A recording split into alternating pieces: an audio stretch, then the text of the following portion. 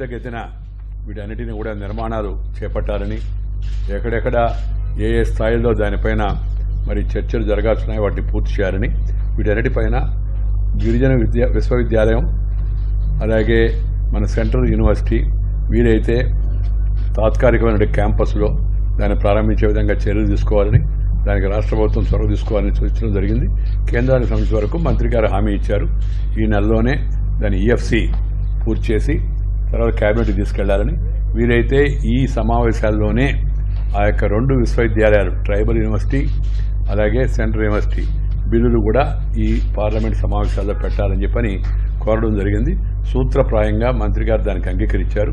ఈఎఫ్సి పూర్తి కావడం, తర్వాత క్యాబినెట్కి వెళ్ళడం, క్యాబినెట్ ఆమోదమైన తర్వాత మళ్ళా దాన్ని పార్లమెంట్లో బిల్లు ప్రవేశపెట్టి ఈ సెషన్లోనే పూర్తి చేయించాలని ఒక అవగాహనకు రావడం జరిగింది. ఆ కార్యక్రమాన్ని చేపడతామని చెప్పి మంత్రి గారు చెప్పారు. దాంతోపాటు ఈ నిర్మాణాలన్నీ కూడా త్వరితగతిన జరిగేట్టుగా నేను వెంటనే సిపిడబ్ల్యూడి ద్వారా సెంట్రల్ పబ్లిక్ వర్క్స్ డిపార్ట్మెంట్తో మాట్లాడి వాటిని త్వరితగతిన ఎక్కడైతే ఆర్థిక కేటాయింపులు ఉన్నాయో వాటిని త్వరితగతిన అమలు చేయాలని కూడా నిర్ణయించడం జరిగింది.